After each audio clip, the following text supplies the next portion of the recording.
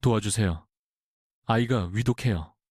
빗줄기를 가르며 질주하던 검은 벤츠 한 대가 아스팔트 위로 날카로운 마찰음을 내며 급정거했습니다. 그 소리는 고막을 찢을 듯 했죠. 운전석에 앉은 최준혁은 미간을 찌푸렸습니다. 와이퍼가 닦아내는 차창 너머로 믿기 힘든 장면이 펼쳐졌기 때문입니다. 도로 한가운데 한 여인이 절망적으로 무릎을 꿇고 있었습니다. 품에는 작은 아이가 축 늘어져 있었고 그녀는 빗물과 눈물로 뒤범벅된 얼굴로 그를 애원하듯 쳐다봤어요.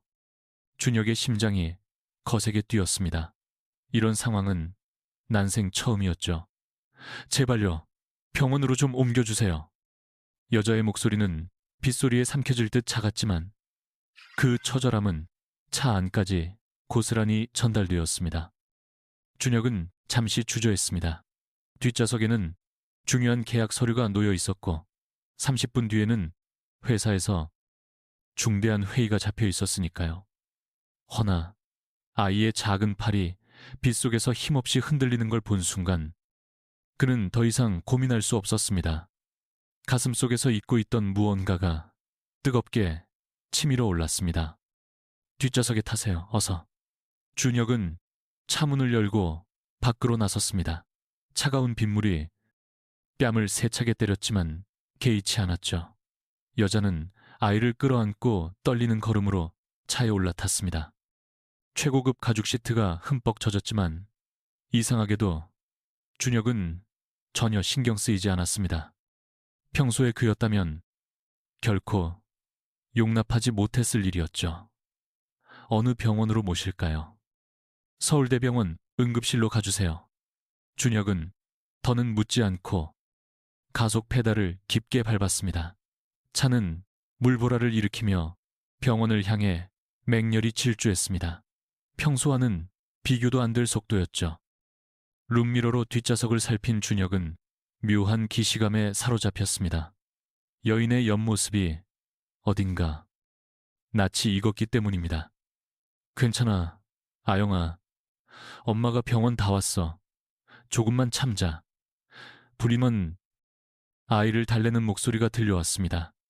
그 순간 준혁의 심장이 쿵 하고 내려앉았습니다. 아영. 그리고 저 목소리.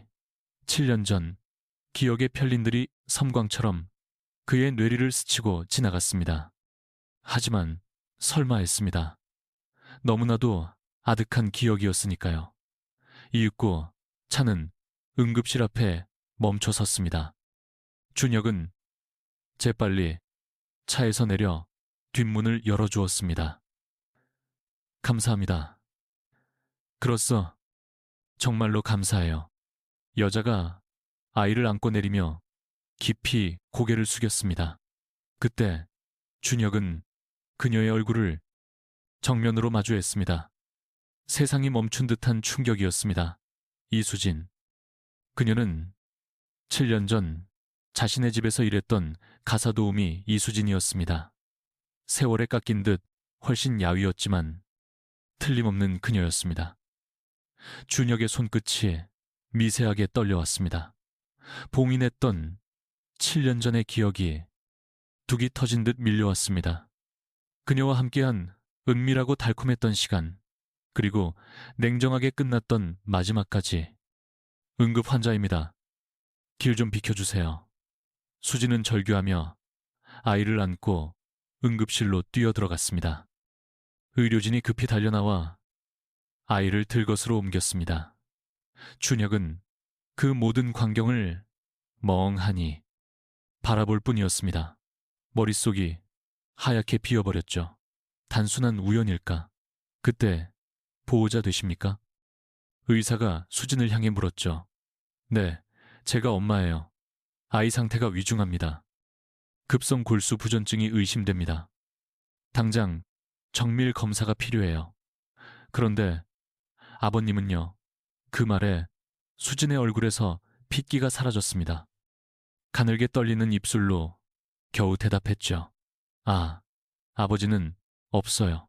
복도 저편에서 준혁은 이 모든 것을 숨죽여보고 있었죠. 가슴이 쿵 하고 내려앉는 것 같았죠. 어림잡아 아이의 나이는 7살.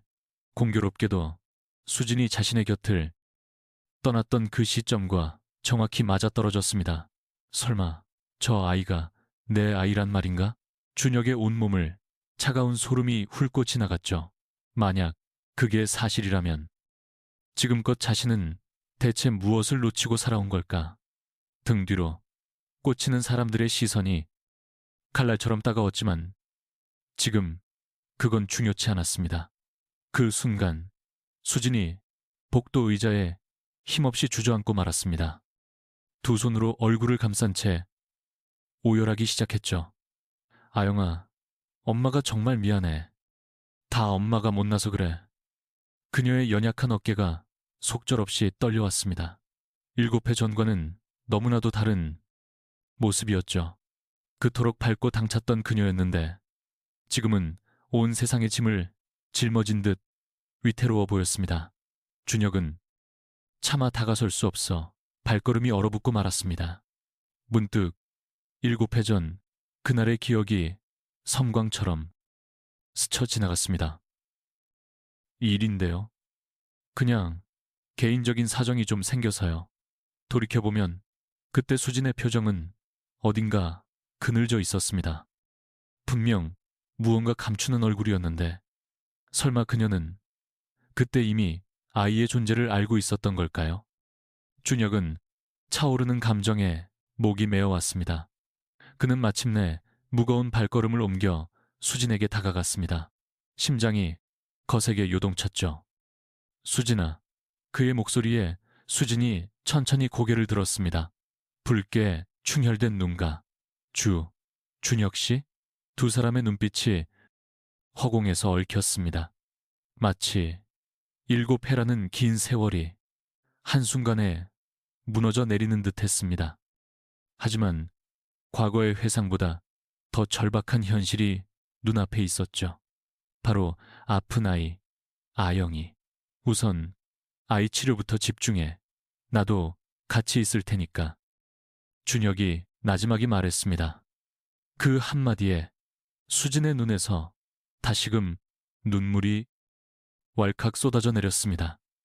고마워요. 그렇게 두 사람의 7회 만의 재회는 시작되고 있었습니다. 하지만 두 사람은 직감했죠. 이 만남이 결코 평범한 우연이 아니라는 것을 말입니다. 차가운 병원 복도 위로 두 사람의 그림자가 길게 늘어섰습니다. 의료진이 아영을 검사실로 데려가는 뒷모습을 보던 수진은 복도 벤치에 맥없이 주저앉았습니다. 손바닥은 어느새 축축한 식은땀으로 젖어 있었죠. 꼬박 7회를 홀로 키운 아이가 이토록 위태로워질 줄은 상상도 못했으니까요. 그때 준혁이 자판기에서 따뜻한 커피 2잔을 뽑아들고 수진에게 다가왔습니다. 뜨거운 종이컵의 온기가 손바닥을 데웠지만 그는 아랑곳하지 않았습니다. 이거 마셔. 몸이 너무 차가운 것 같아서. 수진이 천천히 고개를 들었습니다. 준혁의 얼굴에서 7회 전에 다정했던 온기를 찾으려 했지만 쉽지 않았죠. 긴 세월이 그를 한층 더 견고하고 날카롭게 빚어놓은 듯 했습니다. 두 사람 사이로 무겁고 어색한 침묵이 내려앉았습니다. 병원 복도에 서늘한 형광등 불빛이 두 사람의 얼굴을 하얗게 비추고 있었습니다. 준혁은 수진의 옆얼굴을 몰래 훔쳐보았습니다. 7회 전보다 불쑥해졌지만 그녀 특유의 맑은 분위기는 여전히 그녀에게선 전에 없던 강인함이 느껴졌습니다. 특히 아이를 염려하는 그 모습에서는요. 이전과는 다른 모습이었죠. 아이가 참 곱구나. 준혁이 어렵사리 입을 열자 수진의 어깨가 작게 떨려왔습니다. 고마워. 무심한 대꾸였지만 그 속엔 수만 가지 감정이 스쳐 지나갔습니다. 준혁은 문득 7년 전 그날이 떠올랐죠. 기억이 어제 일처럼 생생했습니다. 당시 준혁은 아버지의 그늘에서 막 벗어난 참이었죠. 자그마한 아파트에 홀로 살며 살림을 돌봐줄 사람이 필요했습니다. 그렇게 소개소에서 추천해준 사람이 바로 수진이었어요. 처음 뵙겠습니다. 이수진입니다. 그렇게 처음 만났던 그날, 수진은 단아한 검은 원피스 차림에 머리를 단정히 묶고 있었죠. 앳돼 보이는 얼굴과 달리 일솜씨는 무척 야무졌습니다.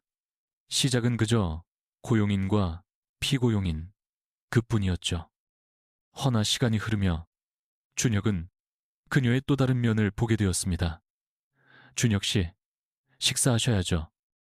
밤늦게 귀가하는 준혁을 위해 수진은 늘 따스한 온기가 남은 저녁을 차려두곤 했습니다. 처음엔 그저 당연한 일이라 여겼지만 언제부턴가 그녀가 차려주는 밥상이야말로 하루 중 가장 위로가 되는 시간이었습니다. 무슨 힘든 일 있으셨어요? 안색이 어두우세요. 수진은 준혁의 감정을 귀신같이 알아차렸죠. 말하지 않아도 마음을 헤아리고 챙겨주는 그녀의 모습에 준혁의 마음이 흔들렸습니다. 사건이 일어난 건 준혁이 만취해 귀가한 어느 날 밤이었습니다. 수진아, 넌 왜 이렇게 착한 거야? 많이 취하셨어요. 물 한 잔 드릴까요? 됐어. 그냥 여기 좀 앉아봐. 모든 건 그날 밤 거기서부터 시작됐습니다. 술 기운을 빌린 준혁이 그녀의 손을 잡았고 수진은 뿌리치지 못했습니다. 이러면 안 되는데. 수진은 나지막이 말했지만 그 눈빛은 이미 심하게 흔들리고 있었습니다. 나도 알아. 그 말과 함께 두 사람은 고용주와 피고용인이라는 경계를 허물어버렸습니다. 단 한 번의 일탈이 아니었습니다. 그 후로 몇 달간 둘만의 아슬아슬한 관계는 계속되었습니다. 준혁에겐 그저 호기심 어린 불장난이었을지 몰라도 수진에게는 그것이 첫사랑이자 전부였습니다. 그러나 현실은 냉혹했습니다. 준혁아, 너도 이제 슬슬 짝을 찾아야지. 예고도 없이 그의 아버지 최 회장이 들이닥친 겁니다. 그러고는 재벌가 딸과의 선자리를 마련했다 통보했죠. 아직은 무슨 독립할 때 약속한 3년이다. 이제 성과를 보여야 할 때라고. 최 회장의 냉랭한 눈초리가 수진을 향했습니다. 그리고 이 집안 사람들도 싹 정리해라. 앞으로 여길 드나들 사람들은 물이 다르니. 그 말에 수진의 얼굴에서 핏기가 가셨습니다. 얼굴이 새하얗게 질렸습니다. 그리고 바로 다음 날이었죠. 준혁 씨, 저 이제 그만둬야 할 것 같아요. 수진이 준혁에게 통보하듯 말했습니다. 갑자기, 왜? 무슨 일이야? 개인적인 사정 때문입니다. 수진은 끝내 준혁과 눈을 마주치지 못했습니다. 이미 자신의 뱃속에 새 생명이 자라고 있음을 알았기 때문이죠. 하지만 차마 말할 수가 없었습니다. 그에겐 자신과는 다른 세상이 펼쳐질 테니까요. 수진아, 우리가 못 만날 이유 없잖아. 다른 데서 일하면 되지. 아니요. 우린 이제 정말 끝난 거예요. 수진의 단호한 선언에 준혁은 왠지 모를 안도감을 느꼈다. 어쩌면 애매한 관계에서 해방될 수 있다는 안도감이었을지도. 그런 기억들이 주마등처럼 스치는 동안 준혁의 가슴은 돌덩이를 얹은 듯 무겁게 가라앉았다. 그날 수진이 왜 서둘러 떠나야 했는지, 그토록 모질었는지 이제야 모든 조각이 맞춰졌다. 홀로 임신을 감당하려 했던 것이다. 수진아, 준혁이 힘겹게 입을 열었다. 수진이 천천히 고개를 돌렸다. 아영이, 아빠가 혹시. 준혁은 차마 말을 잇지 못했다. 하지만 수진은 이미 그의 질문을 읽고 있었다. 맞아요. 그녀가 작은 목소리로 속삭였다. 7년간 묻어두었던 비밀이 수면 위로 떠오르는 순간이었다. 그때 임신 사실을 알았어요. 하지만 도저히 말할 수가 없었어요. 당신에겐 당신의 인생이 있었으니까요. 준혁의 머릿속은 새하얗게 비워졌다. 지난 7년간 자신의 딸이 존재했다는 사실을, 수진이 홀로 모든 짐을 짊어졌다는 사실을 감당하기가 버거웠다. 왜 말 안 했어? 말하면 뭐가 달라져요? 당신 인생을 망치고 싶지 않았어요. 그때 검사실 문이 열리며 의사가 나왔다. 의사의 표정은 심상치 않았다. 보호자분, 상담실로 잠시 와주시겠습니까? 수진과 준혁이 동시에 자리에서 일어섰다. 준혁의 다리가 미세하게 후들거렸다. 이제 아영은 더 이상 남의 아이가 아니었기에 아영 양의 상태가 예상보다 훨씬 심각합니다. 의사가 모니터에 MRI 사진을 띄웠다. 알아들을 수 없는 의학 용어가 쏟아졌지만 결론은 하나였다. 급성 골수 부전증입니다. 골수가 제 기능을 상실해 정상적인 혈액 생성이 불가능한 상태입니다. 이대로라면 의사는 말을 흐렸다. 얼마나 위험한 건가요? 수진의 목소리가 가늘게 떨려왔다. 만약 적절한 치료가 없다면 수준외로 위독해질 수 있습니다. 유일한 치료법은 골수 이식뿐인데 문제는 적합한 기증자를 찾는 겁니다. 그게 쉽지 않습니다. 의사가 설명을 이었다. 보통 가족 간 이식 성공률이 가장 높습니다. 부모나 형제자매, 특히 아버지 쪽에서 검사 가능한 분이 계십니까? 그 말에 수진의 시선이 조심스럽게 준혁을 향했다. 준혁도 그런 수진을 마주보았다. 제가 검사 받겠습니다. 그의 목소리는 단호했다. 제가 아영이의 아빠입니다. 의사는 잠시 놀란 듯 했으나 이내 평정을 되찾고 입을 열었다. 그렇다면 희망을 가져볼 만합니다. 내일 아침 바로 검사를 진행하죠. 결과는 수일 내로 나올 겁니다. 준혁은 묵묵히 고개를 끄덕였다. 이제 그에게 다른 선택지는 존재하지 않았다. 아영은 그의 딸이었고 아이를 살리는 것보다 중요한 것은 없었다. 병원을 나서며 준혁이 입을 열었다. 수진에게 말했다. 아영이, 치료비는 내가 전부 책임질게. 그리고 우리 관계도 다시 이야기해야 할 것 같아. 그 말에 수진의 눈에서 눈물이 터져 나왔다. 7년 만에 안도감이었다. 하지만 두 사람 모두 직감하고 있었다. 이제부터가 진짜 시작이라는 사실을 말이다. 다음 날 아침, 준혁이 골수 검사를 위해 병원을 찾았을 때였다. 병원 정문에 익숙한 검은색 벤츠. 세대나 위 앞쪽으로 서 있었다. 준혁의 심장이 거세게 요동쳤다. 아버지가 오셨구나. 로비에 들어서는 순간 준혁은 이내 그의 아버지 최 회장을 발견할 수 있었습니다. 이른 중반의 나이에도 그를 짓누르는 듯한 위압감은 조금도 사그라지지 않은 모습이었습니다. 최 회장의 주위는 비서와 경호원들이 철통같이 둘러싸고 있었죠. 마치 이 병원 전체가 자신의 것인 양 거침없는 태도였습니다. 준혁아, 최 회장의 목소리는 지독히도 낮고 차가웠죠. 준혁이 다가가자 그의 날카로운 눈빛이 아들을 샅샅이 훑었습니다.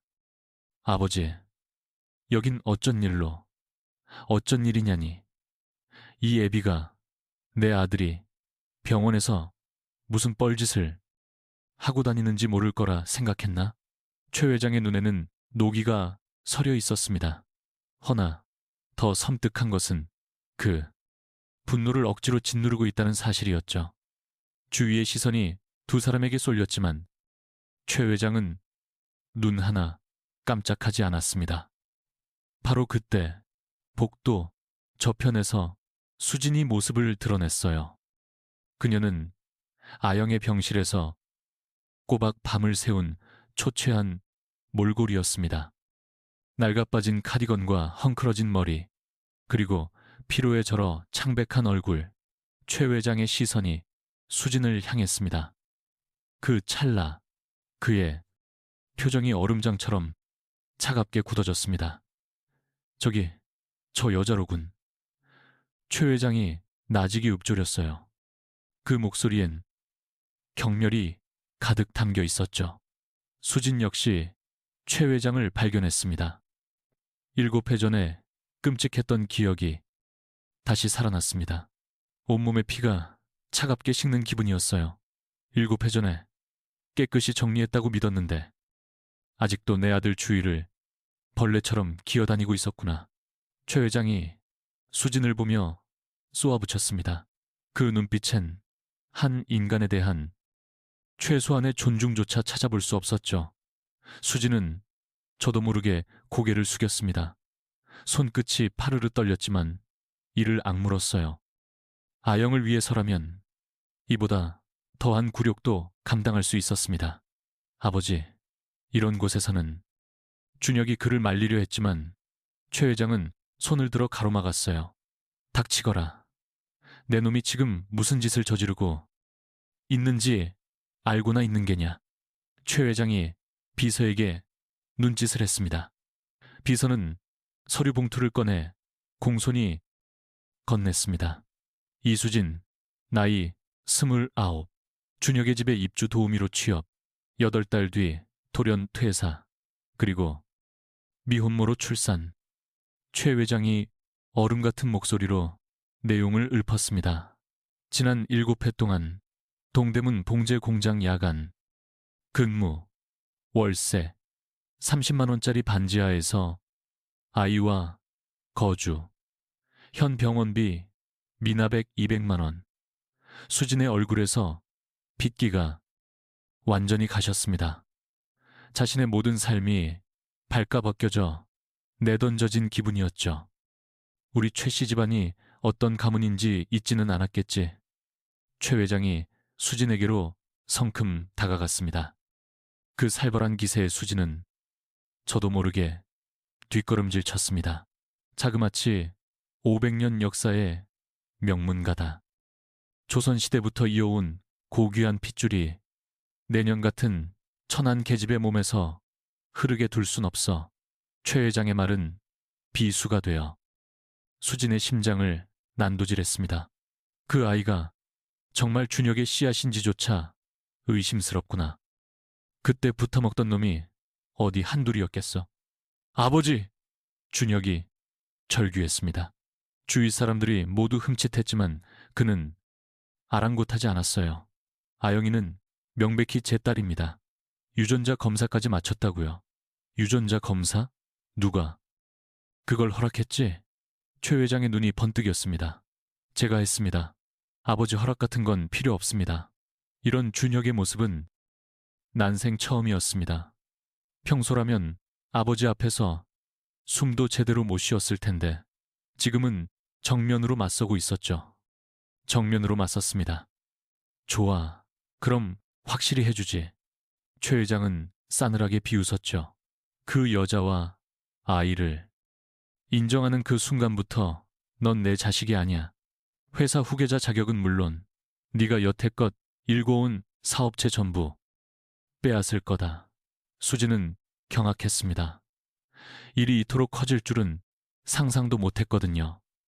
그리고 이 병원비 또한 네가 오롯이 감당해야 할 게다. 회사 돈은 단 한 푼도 용납 못해. 최 회장의 협박은 여기서 그치지 않았습니다. 한 발 더 나아가 내 모든 힘을 동원해서 너희 둘이 이 땅에서 살지 못하게 만들어주마. 수지는 이 모든 상황이 현실이라고 믿을 수가 없었습니다. 자기 때문에 준혁이 이토록 거대한 시련에 부딪힐 줄은 상상조차 못했으니까요. 준혁 씨, 수진이 가늘게 떨리는 음성으로 그를 불렀습니다. 괜찮아요. 저희 그냥 돌아갈게요. 아영이 치료는 어떻게든 제가 해볼게요. 뭐라고요? 준혁이 수진을 돌아봤습니다. 그녀의 눈빛엔 이미 체념이 서려 있었죠. 이제 그만할래요. 준혁 씨에게 이런 짐까지 지게 할 순 없어요. 현명한 생각이다. 최 회장은 만족감에 입꼬리를 올렸습니다. 그리고 비서를 시켜 다른 봉투 하나를 가져오게 했죠. 이수진 씨, 이 정도면 아이 치료비는 넉넉하고도 남을 거다. 봉투 속에는 거액의 수표가 있었습니다. 수진이 평생을 바쳐도 구경 못할 어마어마한 액수였죠. 대신 조건이 있다. 이 돈을 받는 즉시 내 아들 준혁을 2번 다시 만나지 않겠다는 각서를 써야 할 게다. 수진의 손이 파르르 떨렸습니다. 아영을 살릴 기회였지만 그 대가는 참으로 혹독했습니다. 준혁은 아버지와 수진 사이에서 깊은 갈등에 휩싸였습니다. 한쪽은 자신의 뿌리인 가족, 그리고 다른 한쪽은 자신의 핏줄인 딸과 그녀의 어머니였으니까요. 하지만 아버지의 뜻을 거역하면 모든 걸 잃게 될 터였습니다. 회사, 재산, 그리고 사회적 명성까지 한순간에 사라지는 것이었죠. 과연 내가 그럴 수 있을까? 아영이 하나를 위해 내 모든 것을 버릴 수 있을까? 준혁의 내면에서 거센 폭풍이 몰아치는 그때였습니다. 좋아요. 수진이 조용히 고개를 끄덕였습니다. 준혁이 화들짝 놀라 그녀를 쳐다봤습니다. 저, 그 돈 받겠습니다. 그리고 각서도 쓰겠습니다. 수진의 목소리는 차분했지만 그 속에는 억누른 슬픔이 가득 배어 있었습니다. 우리 아영이만 살릴 수 있다면 전 아무래도 괜찮아요. 최 회장은 승리감에 젖어 회심의 미소를 지었습니다. 역시 돈으로 안 되는 건 없지. 라고 생각하는 바로 그 순간 준혁이 앞으로 불쑥 나섰습니다. 안 돼요. 모든 이의 시선이 일제히 준혁에게 꽂혔습니다. 수진 씨, 그 돈 받지 말아요. 그의 목소리엔 전과 다른 무언가가 실려 있었습니다. 아버지, 전 아영이를 절대로 포기 못합니다. 제 딸이니까요. 최 회장의 안색이 불그락푸르락해졌습니다. 이런 반항은 생전 처음이었죠. 좋다. 네가 그리 나온다면 나 역시 각오하마. 최 회장이 준혁을 매섭게 쏘아봤습니다. 내일까지 시간을 주겠다. 그때까지 정신 똑바로 차리고 현명한 선택을 하거라. 최 회장은 그대로 등을 돌렸습니다. 그러나 몇 걸음 못 가 다시 몸을 돌려 말했죠. 그리고 준혁아, 한 번 내린 결정은 되돌릴 수 없음을 명심해라. 최 회장이 그렇게 떠난 뒤 병원 로비에는 얼음장 같은 침묵만이 감돌았습니다. 준혁과 수진은 말없이 서로를 보며 앞으로 닥쳐올 운명을 가늠할 수 없었습니다. 회장이 떠난 그 자리에서 준혁과 수진은 말없이 아영의 병실로 향했다. 중환자실 유리창 너머의 아영은 여전히 눈을 뜨지 못하고 있었다. 각종 의료 장비에 의지한 작은 몸이 위태로워 보였다. 수진이 조심스레 유리에 손을 짚었다. 차가운 감촉이 손바닥을 타고 흘렀다. 아영아, 엄마가 미안해. 그녀의 목소리는 속삭임처럼 작았다. 7년간 혼자 아이를 키우며 이런 날이 올 줄은 정말 상상도 못했다. 준혁은 수진의 곁에 서서 말없이 아영을 보았다. 제 딸이라는 사실이 아직도 실감나지 않았다. 수진아, 그땐 왜 말 안 했어? 준혁이 힘겹게 물었다. 어제부터 내내 그의 마음을 어지럽히던 질문이었다. 수진이 고개를 돌렸다. 그녀의 두 눈에는 7년의 시간이 남긴 상처가 역력했다. 말했더라면 뭐가 달라졌을까요? 수진의 음성에는 깊은 원망이 서려 있었다. 준혁 씨는 예나 지금이나 똑같아요. 언제나 자기 세상이 우선이죠. 수진의 뇌리에 7년 전 그날의 기억이 파노라마처럼 스쳤다. 임신을 확인한 순간 수지는 눈앞이 캄캄했다. 28살 가정부가 고용주의 아이를 임신했다는 걸 누구에게 말할, 게다가 준혁의 태도 역시 미묘하게 변해가고 있었다. 처음의 관심과 달리 시간이 갈수록 자신을 피하는 듯한 태도를 보였기 때문이다. 이런 관계, 길게 갈 수 없지. 술기운에 흘린 그의 혼잣말을 들은 날, 수지는 이별을 예감했다. 언젠가 끝이 오리라 각오했지만 막상 현실로 다가오자 심장이 조각나는 듯한 고통이 밀려왔다. 임신 8주차, 수지는 홀로 산부인과를 찾았다. 의사가 보여준 초음파 화면 속 작은 점 하나가 보였다. 축하해요. 건강한 아기네요. 의사의 말을 들으면서 여간 무릉꾸는 공강산하나 이쁜 무릉 공강산한도. 수지는 참았던 눈물을 터뜨렸다. 기쁨과 두려움이 함께 밀려왔다. 집으로 오면서 수지는 결심을 굳혔다. 이 아이 나 혼자 힘으로라도 키워내겠다고. 준혁에겐 절대 짐이 되지 말자고 다짐했다. 그날 밤 늦게 귀가한 준혁을 수지는 아무 일 없다는 듯 평소처럼 맞았다. 하지만 그녀의 마음은 이미 이별을 준비 중이었다. 그러던 어느 날 준혁이 없는 틈을 타 최 회장이 집으로 찾아왔다. 이수진 씨라고 했나? 최 회장의 차가운 눈빛이 수진을 훑어내렸다. 네, 맞습니다. 우리 준혁이와는 무슨 사이야? 수진은 가슴이 철렁 내려앉았다. 모든 것을 간파하고 온 것은 아닐까. 그저 고용주와 직원 사이입니다. 그래, 그럼 그 관계를 벗어나는 일은 없겠지. 최 회장의 말에는 날선 경고가 담겨 있었다. 최 회장이 떠난 다음 날 준혁의 결혼 이야기가 나오기 시작했다. 재벌가 딸과 선본다는 소식에 수지는 더는 망설일 없었다. 그날 밤 수지는 거울 앞에 서서 자신을 한참 동안 바라보았다. 평범한 외모, 평범한 집안, 그리고 뱃속의 생명까지 준혁과는 너무나 다른 세상에 사는 사람이었다. 그만하자. 아무 미련 없이 수지는 스스로에게 되뇌었다. 더는 욕심내지 않겠다고.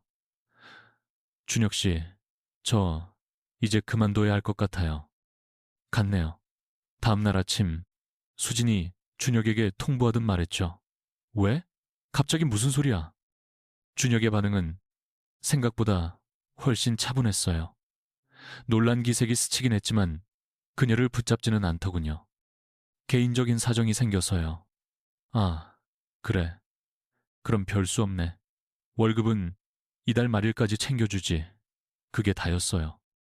몇 달을 함께한 사이치고는 너무나도 냉정한 끝이었죠. 수지는 바로 그 순간 깨달았습니다. 자신은 준혁에게 그저 스쳐가는 사람 중 하나였다는 것을요. 그 후 7년간 수진의 삶은 정말이지 혹독했어요. 임신한 몸으로 새 일자리를 구하는 건 하늘의 별 따기였고, 아영을 낳은 후에는 육아와 생계를 혼자 힘으로 책임져야만 했으니까요. 동대문 봉제 공장에서 밤샘 작업을 하며 아영이를 길렀습니다. 낮에는 아영이를 돌보고 밤에는 공장으로 향하는 생활의 연속이었죠. 아영이 아플 때면 수지는 늘 혼자서 모든 걸 감당해야만 했죠. 응급실을 오간 것도 여러 번. 하지만 도와줄 이는 단 한 명도 없었습니다. 엄마 아빠는 언제 와? 아영이 가끔 던지는 그 질문에 수지는 언제나 같은 대답을 들려주었죠. 아빠는 저 하늘에서 우리 아영이를 지켜보고 계실 거야. 미안하다. 정말 미안해. 준혁이 수진의 손을 잡으려 했지만 수진은 그 손을 뿌리쳤어요. 이제 와서 미안하다면 뭐가 달라지나요? 수진의 목소리엔 7년 묵은 원망이 서려 있었어요. 그때 준혁 씨에게 저는 그저 재밌는 장난감 정도였잖아요. 진지하게 생각한 적 한 번 없었으면서 준혁은 아무 말도 할 수 없었습니다. 모두 사실이었으니까요. 아니야, 나도 널 정말, 정말, 뭐요? 사랑이라도 했다고요? 수진이 코웃음을 쳤습니다. 그랬다면 왜 제가 떠난다 했을 때 잡지 않은 건데요? 왜 연락 한 번 없었냐고요? 준혁은 말문이 막혔습니다. 과거 자신의 행동을 되짚어보니 너무나도 이기적이었으니까요. 나는 네가 정말 떠나고 싶어 하는 줄 알았어. 그렇게 믿고 싶었던 거겠죠. 그 편이 훨씬 편했을 테니. 수진의 눈에서 끝내 눈물이 흘러내렸습니다. 저는 정말로 준혁 씨를 사랑했어요. 우리 사이의 벽을 몰랐던 건 아니지만 그럼에도 진심이었어요. 준혁은 가슴이 아려왔습니다. 그때 수진의 마음을 알아주지 못한 지난날의 자신이 한없이 원망스러웠죠. 하지만 준혁 씨에겐 그저 찰나의 유의였을 뿐이겠죠. 권태로운 일상 속 작은 탈선 같은 거요. 아니야. 절대 아니야. 준혁이 애타게 부정했지만 수지는 믿지 않는 표정이었습니다. 그래도 아영이는 달라요. 수진이 유리창 너머 아영이를 바라보며 말을 이었습니다. 제게는 준혁 씨를 사랑했다는 유일한 증거니까요. 저 아이만큼은 세상 전부예요. 준혁도 아영을 바라보았습니다. 작고 여린 아이였지만 분명 자신의 피를 이어받은 아이였습니다. 나도 이제는 알겠어. 아영이가 내게 얼마나 소중한지. 정말인가요? 수진이 준혁을 올려다보았습니다. 그의 눈에서 진심을 찾으려는 듯이 아직 늦진 않았을까요? 7년이나 흘렀잖아요. 늦지 않았어. 지금부터 내가 모든 걸 바로잡을게. 준혁의 목소리에는 전과 다른 간절함이 묻어났다. 아버지가 반대해도 세상이 손가락질해도 상관없어. 아영이는 내 딸이고 그리고 당신은 저는 뭔데요? 수진이 조심스레 물었다. 당신은 내가 다시 시작하고 싶은 유일한 사람이야. 준혁의 고백에 수진의 마음이 흔들렸지만 의심은 가시지 않았어요. 진심이에요? 아니면 아영이 때문에 그러는 건가요? 둘 다야. 아영이도 너도 나한텐 소중해. 그때 의사가 병실에서 나왔습니다. 보호자분들께 좋은 소식이 있습니다. 골수 적합성 검사 결과가 나왔습니다. 두 사람의 시선이 의사에게로 향했죠. 쏠렸습니다. 과거의 상처를 딛고 다시 시작할 수 있을지 모든 건 이 결과에 달려 있었으니까요. 골수 적합성 검사 결과가 아주 좋습니다. 의사는 환한 미소를 지으며 말했습니다. 준혁과 수진의 얼굴에도 안도의 빛이 스쳐갔습니다. 준혁 씨와 아영이의 HLA 유전자형이 거의 완벽하게 일치합니다. 이식 성공률이 95% 이상이에요. 가넘습니다. 수진의 얼굴에 비로소 진짜 웃음꽃이 피었습니다. 7년간 홀로 버텨온 그 세월이 헛되지 않았다는 생각에 수진이 물었죠. 그럼 수술은 언제쯤 가능한가요? 준혁이 조급하게 물었습니다. 하루라도 빨리 아영을 낫게 해주고 싶었죠. 일주일 정도 준비 시간이 필요합니다. 그동안 아영이의 상태를 안정시켜야 합니다. 바로 그때 중환자실에서 날카로운 경고음이 울려 퍼졌고 간호사들이 분주하게 움직이기 시작했습니다. 아영 양 상태가 갑자기 나빠졌어요. 간호사가 다급히 소리쳤습니다. 수진의 얼굴에서 핏기가 가셨습니다. 의사가 황급히 중환자실로 뛰어들어갔죠. 모니터 위로 보이던 아영의 생체 신호가 불안정하게 흔들리고 있었습니다. 혈소판 수치가 급격하게 떨어집니다. 혈압도 계속해서 떨어지고 있습니다. 의료진의 긴박한 목소리가 복도까지 새어나왔습니다. 수지는 유리창에 얼굴을 바싹 붙인 채 안을 들여다봤습니다.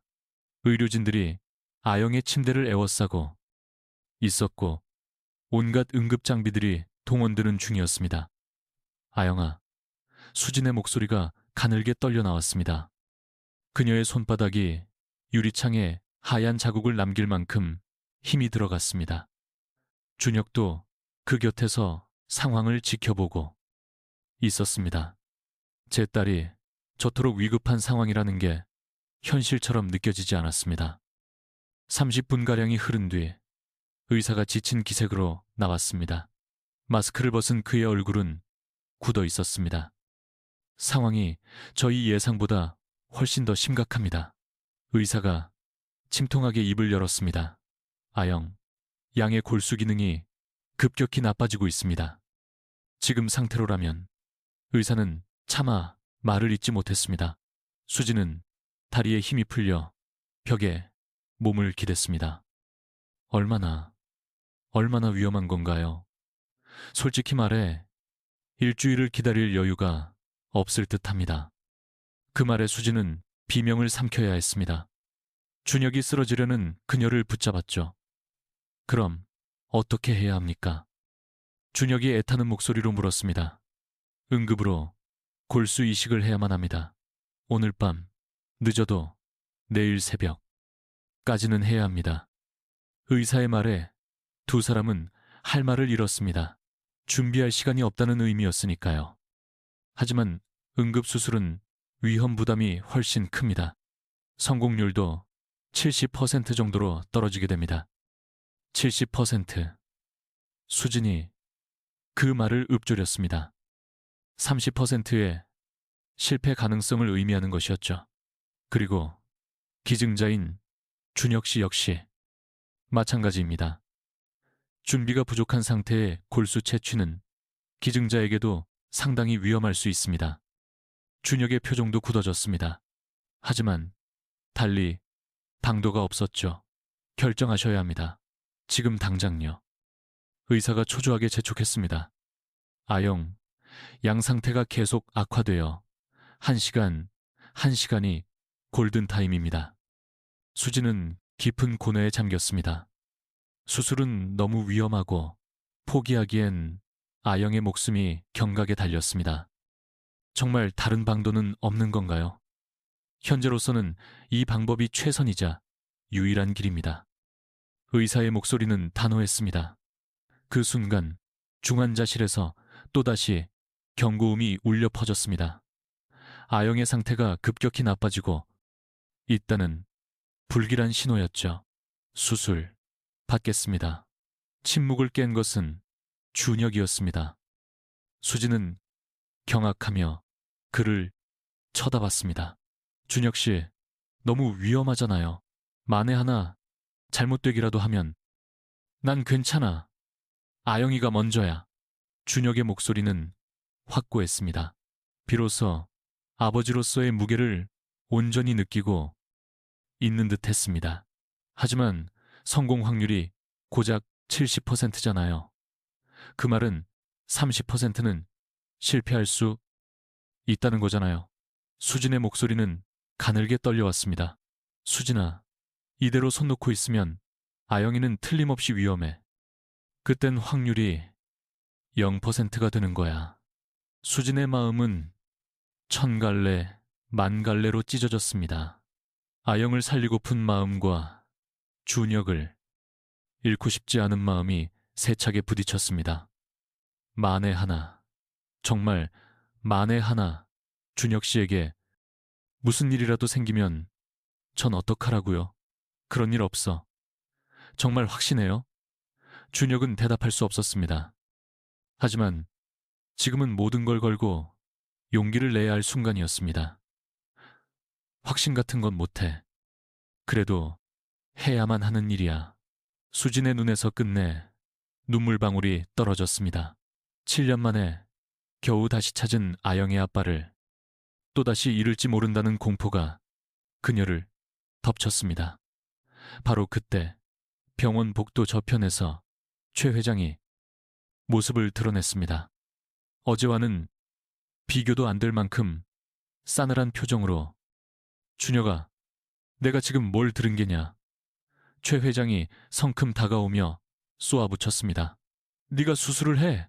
제정신이야? 아버님, 아영이가 위독합니다. 지금 수술하지 않으면 그게 네가 나설 일이냐? 네 몸뚱이에 문제라도 생기면 어쩔 셈이냐? 최 회장의 목소리엔 노기가 서려 있었습니다. 그럼 회사는 어쩔 거냐고. 네가 무너지면 모든 게 끝장이야. 최 회장은 준혁을 몰아세웠습니다. 게다가 그 수술이 성공한다는 보장이라도 있는 게냐. 그만한 위험을 감수할 가치가 있냔 말이다. 아버진 정말 그렇게 생각하십니까? 준혁이 아버지를 똑바로 쏘아봤습니다. 제 딸입니다. 제 피를 나눈 아이라고요. 핏줄 타령은 세상 천지에 네가 모르는 네 핏줄이 어디 한둘인 줄 아느냐. 최 회장의 말은 비수가 되어 수진의 가슴에 꽂혔습니다. 아영을 저리 취급하다니. 그때 의사가 다시 다가왔습니다. 죄송합니다만 정말 시간이 없습니다. 지금 결단 내리셔야 합니다. 아영, 양의 혈압이 계속해서 떨어지고 있어. 1시간만 지체되어도 생명이 위태로울 수 있습니다. 의사의 말에 그 자리에 공기가 얼어붙었습니다. 수술 동의서에 서명하시겠습니까? 의사가 준혁에게 서류를 건네자 최 회장이 매섭게 그것을 가로챘습니다. 안 된다. 절대 사인해선 안 돼. 아버님, 비켜주십시오. 준혁의 목소리는 칼날 같았습니다. 이건 제가 결정할 문제입니다. 너 그러다 죽으면 어쩔 거냐? 죽지 않습니다. 아영이를 살려야 하니까요. 준혁은 아버지의 손에서 동의서를 다시 빼앗아 들었습니다. 그 순간 수진이 준혁의 팔을 붙잡았습니다. 준혁 씨, 정말로 괜찮을까요? 걱정 마. 우리 아영이 아버지가 그렇게 호락호락한 사람이 아니잖아. 준혁이 펜을 집어들었죠. 손끝이 미세하게 떨려왔지만 그의 결심은 흔들림 없었습니다. 최준혁, 자신의 이름을 한자 한자 눌러 썼습니다. 이 서명 하나에 자신과 아영, 두 사람의 운명이 걸려 있었습니다. 최 회장이 격분한 얼굴로 그 광경을 노려봤습니다. 후회하지 마라. 모든 건 내 선택이다. 후회 없습니다. 이제야 비로소 진짜 아버지가 되는 것 같군요. 서류를 받아든 의사가 간호사들에게 지시를 내렸습니다. 수술 준비 바로 시작하십시오. 정확히 30분 뒤에 시작하겠습니다. 준혁이 수술복으로 갈아입으려 자리를 옮겼습니다. 수진이 불안한 마음으로 그의 뒤를 따랐습니다. 준혁 씨, 반드시 무사해야 해요. 우리 아영이랑 같이 할 일이 아직 너무 많잖아요. 준혁이 수진의 손을 굳게 맞잡았습니다. 이제부터는 정말 시간과의 싸움이었습니다. 병원 복도에 팽팽한 긴장감이 감돌았죠. 모든 것이 이 수술 결과에 달린 그때 준혁이 수술복을 갈아입던 중 갑자기 병원장이 황급히 모습을 드러냈습니다. 준혁 씨, 잠깐만. 수술을 잠시 보류해야 할 것 같습니다. 병원장의 얼굴엔 곤란한 기색이 가득했습니다. 그게 무슨 말씀이십니까? 아영이가 위독한데 최 회장님께서 직접 찾아오셔서 수술을 재검토해야 한다는 말씀이 있었습니다. 준혁의 표정이 차갑게 굳어갔습니다. 아버지가 병원 측에 압력을 행사한 것이 틀림없었습니다. 병원장님, 지금 사람 목숨이 달린 일입니다. 저도 잘 알고 있습니다만 최 회장님께서 이 병원의 최대 후원자이시라. 한편 최 회장은 병원장실에서 통화 중이었습니다. 여보게, 김 이사장, 나 최 회장일세. 우리 준혁이가 지금 아주 무모한 짓을 하려 드는데 자네가 좀 막아줘야겠네. 수화기 너머로 상대의 당황한 목소리가 흘러나왔습니다. 아, 그런 사정이 있었군요. 즉시 조치하도록 하겠습니다. 최 회장이 통화를 마치고는 차가운 미소를 지었습니다. 역시 돈과 권력으로 안 되는 일은 없다는 생각이었죠. 이만하면 제 아들도 정신을 차리겠지. 수진이 수술실 앞을 서성이고 있을 때 간호사 한 명이 다가왔습니다. 죄송하게 됐습니다. 수술이 잠정 연기되었습니다. 네? 무슨 이유로요? 수진이 다급하게 물었습니다. 원장님의 지시라 저희도 자세한 이유는 모릅니다. 수진의 눈앞이 캄캄해졌습니다. 아영이 상태가 시시각각 나빠지고 있는데 수술을 미루다니. 그럼 우리 아영이는요? 당장 수술하지 않으면 위험하다고 하셨잖아요. 그 부분은 원장님께 직접 여쭤보셔야 합니다. 간호사는 난처한 표정으로 서둘러 자리를 피했습니다. 그 즉시 준혁이 병원 장실문을 박차고 들어갔습니다. 최 회장은 태연하게 그 자리를 지키고 있었습니다. 아버지, 지금 이게 무슨 짓입니까? 내 정신을 바로잡아 주려는 것이다. 최 회장이 차분히 답했습니다. 만약 아영이가 잘못되기라도 하면 어떡하실 겁니까? 어쩔 수 없는 일이지. 본디, 네 인생에 없던 아이 아니더냐. 최 회장의 잔인한 말에 준혁은 주먹을 불끈 쥐었습니다. 어떻게 그런 말씀을 하실 수 있습니까? 현실을 직시해. 고작 그 아이 하나 때문에 네가 목숨을 걸 이유가 있냔 말이다. 바로 그때 병원의 의사들이 하나둘씩 모습을 드러내기 시작했습니다. 최 회장이 긴급하게 이사회를 소집한 것이었습니다. 이사님들, 이렇게 급히 모시게 되어 송구합니다. 최 회장이 이사들을 향해 입을 열었습니다. 금일 본원에서 진행 예정이던 수술에 대한 건입니다. 의학적 관점에서 추가적인 검토가 필요해 보입니다. 최 회장님의 의견이 타당합니다. 부신이면 그런 문의에 구민인 국미로 응급수술의 위험 부담이 상당합니다. 이사 중 한 명이 최 회장의 주장에 힘을 실었죠. 환자의 안전을 위해서라도 신중을 기해야 합니다. 이사회실로 호출된 주치의의 얼굴에는 난처한 기색이 역력했습니다. 병원장이 물었습니다. 선생님, 정말 오늘 당장 수술이 필요한 겁니까? 네. 환자 상태를 고려하면 한시도 지체할 수 없습니다. 하지만 성공을 장담할 수 없지 않습니까? 그럼에도 불구하고 지금이 유일한 기회입니다. 더 지체하다가는 의사는 차마 말을 잇지 못했습니다. 최 회장의 압박적인 시선 때문이었죠. 최 회장이 대화에 끼어들었습니다. 조금 더 안전한 방도는 없겠습니까? 그 시각 중환자실의 아영은 상태가 급격히 나빠지고 있었습니다. 간호사의 다급한 보고가 들려왔습니다. 혈소판 수치가 추가로 하락했습니다. 호흡마저 불안정해지고 있습니다. 담당 간호사가 주치의에게 급히 연락했습니다. 선생님, 아영, 양의 상태가 위독합니다. 서둘러 와주셔야 합니다. 그러나 주치의는 이사회실에 발이 묶인 채 꼼짝할 수 없었습니다. 지금 회의 중이니 잠시만 기다리세요. 그 말에 수진이 이사회실 문을 두드리며 전류했습니다. 제발 문 좀 열어주세요. 제 딸 아영이가 죽어가고 있단 말입니다. 경비원이 수진을 제지했습니다. 이곳은 회의 중이니 정숙해 주십시오.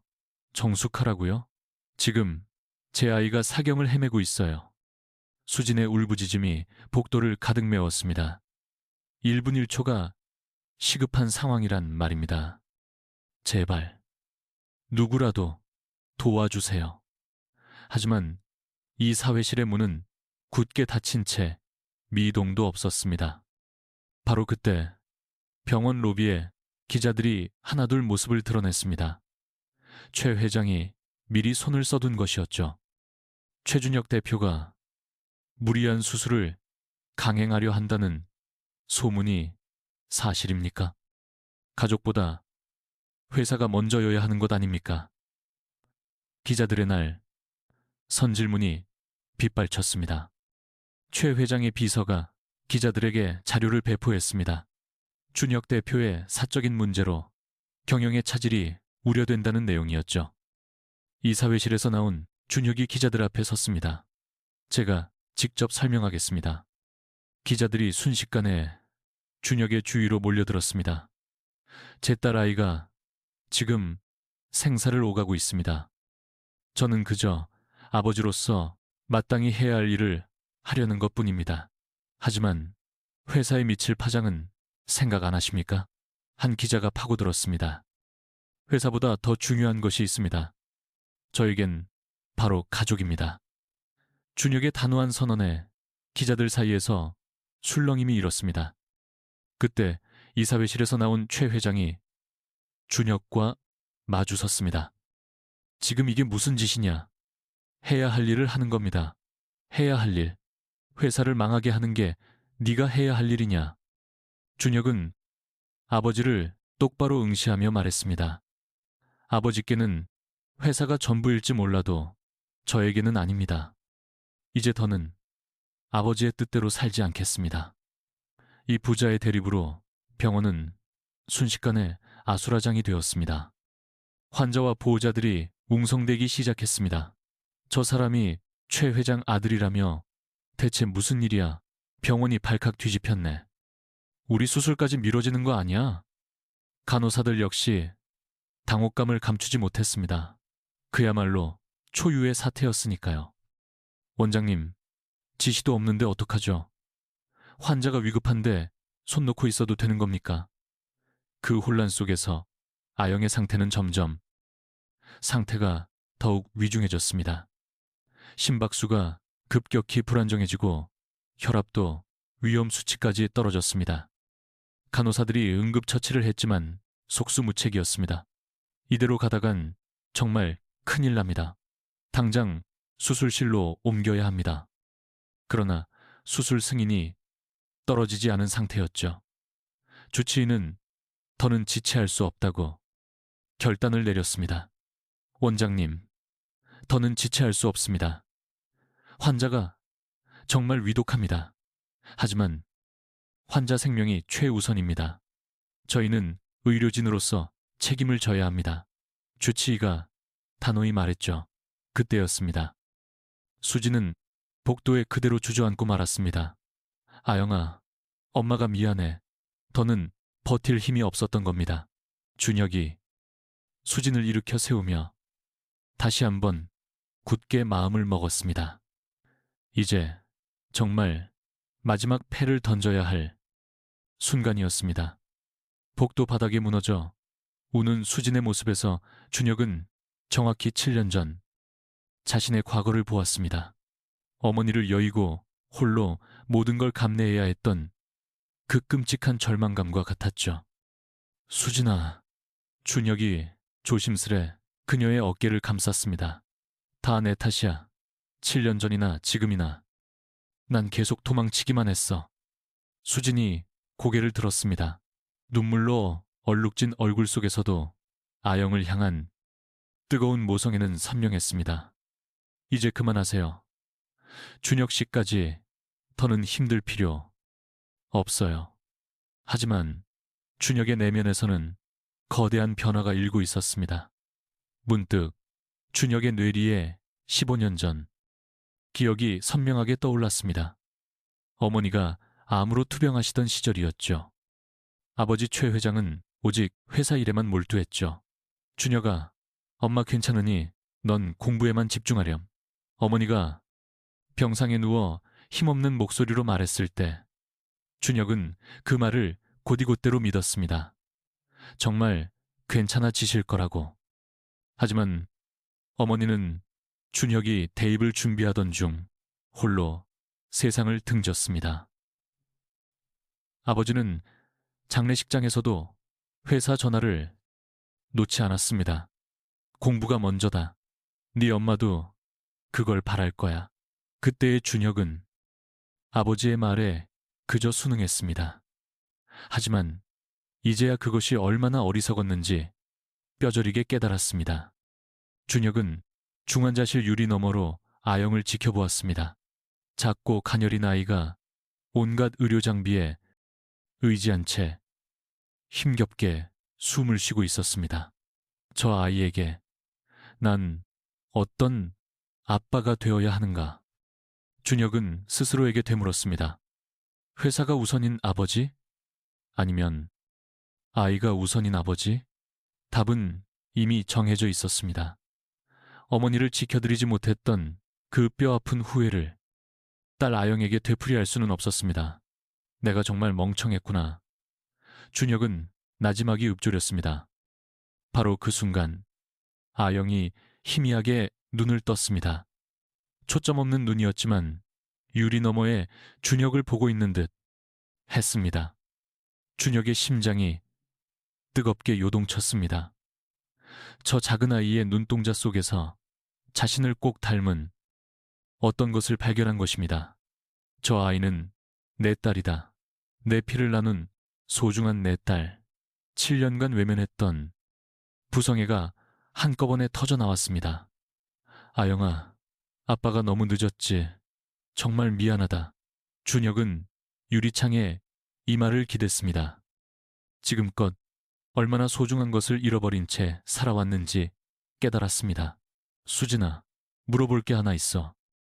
준혁이 수진에게로 다가섰습니다. 아영이가 날 아빠라고 불러줄까? 수진은 놀란 얼굴로 그를 보았다. 지었어요. 준혁의 음성에는 이전에 없던 절실함이 묻어났기 때문이죠. 준혁 씨 마음이 진심이라면 진심이야. 정말 내 진심이야. 준혁의 두 눈에서 눈물이 주르륵 흘렀습니다. 평생 감정을 억누르고 살아온 그가 처음으로 보인 진실한 눈물이었죠. 난 지난 7회 동안 정말 멍청했어. 가장 귀한 것을 잃고 살았던 거야. 그때 최 회장이 다시 준혁 앞의 모습을 드러냈습니다. 아직도 정신을 못 차린 게냐? 아버지, 저는 이제야 정신이 들었습니다.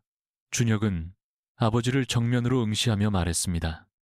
15년 전 어머니께서 세상을 떠나시던 날을 기억하십니까? 그 말에 최 회장의 얼굴이 순간적으로 굳었습니다. 아버지께는 어머니보다 회사가 우선이었으니까요. 그 시절엔 저 역시 그런 아버지를 당연하게 여겼습니다. 지금 무슨 말을 하는 거냐? 허나 이젠 깨달았습니다. 그것이 얼마나 그릇된 것이었는지를요. 아버지는 제게 성공하는 법만 가르치셨을 뿐입니다. 사람을 사랑하는 법에 대해선 알려주지 않으셨죠. 준혁의 일침에 최 회장은 당혹감을 감추지 못했습니다. 돈만 있으면 뭐든 해결된다고 믿으시죠. 사람의 감정, 가족의 사랑마저도 돈으로 살 수 있다고 말입니다. 그게 현실이란다. 아닙니다. 저는 이제 그런 현실을 받아들일 수 없습니다. 준혁의 목소리는 단호하고 확고했습니다. 제게 아영이는 돈으로는 절대 살 수 없는 귀한 존재입니다. 좋다. 그렇다면 내 마음대로 한번 해보거라. 최 회장은 싸늘한 미소를 지었습니다. 단 후회는 하지 말거라. 회사와 재산, 내 모든 것을 잃게 될 테니 상관없습니다. 준혁은 망설임 없이 대답했습니다. 아버지께서 주신 모든 것을 다 버리는 한이 있더라도 저는 제 딸 아이를 택하겠습니다. 네가 미쳤군. 정말로 미친 개로구나. 최 회장은 고개를 내저었습니다. 그렇게 생각하십시오. 기꺼이 미친 아비가 되어주겠습니다.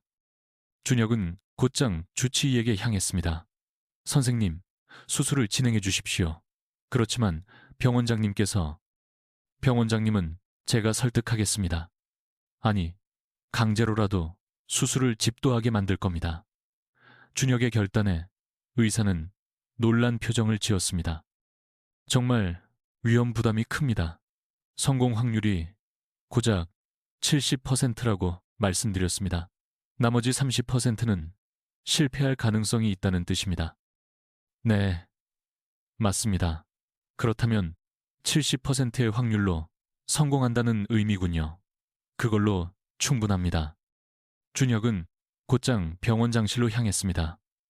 병원장님, 어째서 제 딸의 수술을 막으시는 겁니까?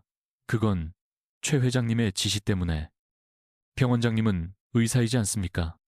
환자의 목숨보다 중요한 게 있습니까?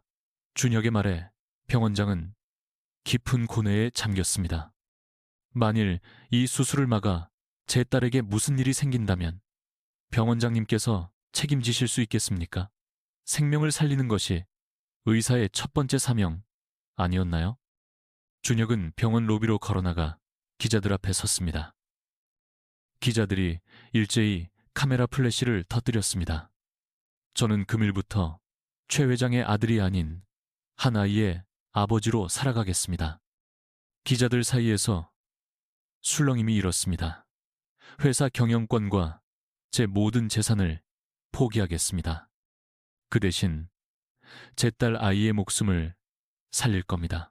그럼 최그룹 후계자 자리는 어떻게 됩니까? 한 기자가 물었습니다. 필요 없습니다. 저에겐 제 딸 아영이가 그 무엇보다 소중하니까요. 수지는 준혁의 기자회견을 묵묵히 지켜보고 있었습니다. 7회 만에 처음 보는 진짜 준혁의 얼굴이었습니다. 저 사람 정말 변했어. 수진의 마음이 흔들리기 시작했습니다. 마음이 녹아내렸어요. 이제야 준혁이란 사람을 다시 믿어도 될 것 같았습니다. 준혁 씨, 수진이 나지막이 그의 이름을 불렀습니다. 기자회견을 막 끝낸 준혁이 수진에게 다가와 말했어요. 이제부터 진짜 시작이야. 우리 아영이 꼭 살리자. 병원장님이 드디어 수술을 허가해 주셨어. 알겠습니다. 수술 진행하도록 하죠. 정말 고맙습니다, 병원장님.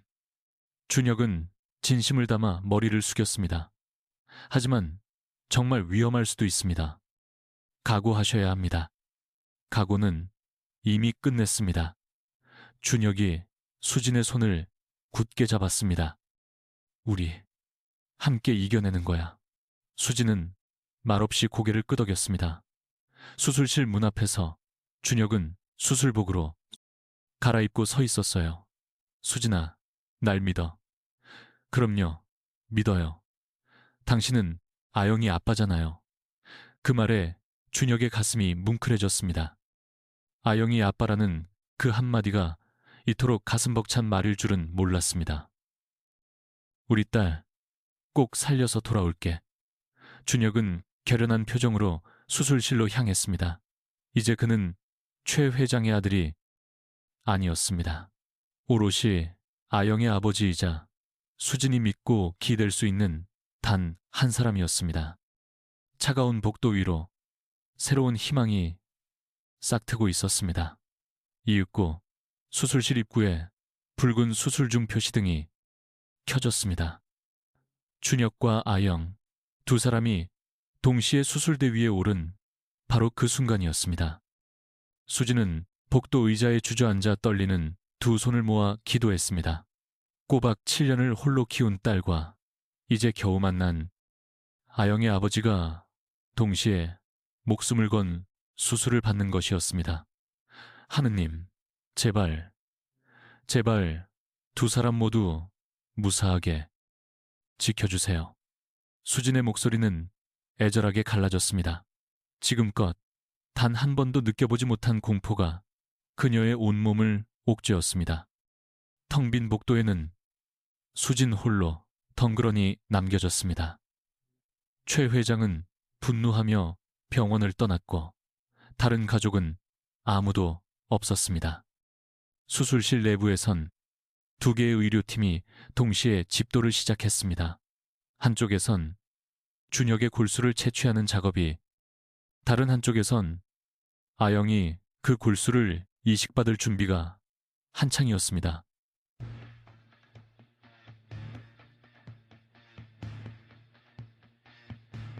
준혁 씨, 바이탈 체크해 주세요. 혈압 정상이고 맥박 안정적입니다. 좋습니다. 골수 채취 바로 시작하겠습니다. 마취에 잠긴 준혁의 얼굴은 더없이 평온해 보였습니다. 하지만 집도하는 의사들의 얼굴엔 긴장감이 역력했습니다. 아영, 양쪽 상황은 어떻습니까? 이쪽도 준비 완료됐습니다. 골수 넘어오는 즉시 이식 시작하겠습니다. 그렇게 수술이 시작되고 약 1시간이 흘렀을 무렵이었습니다.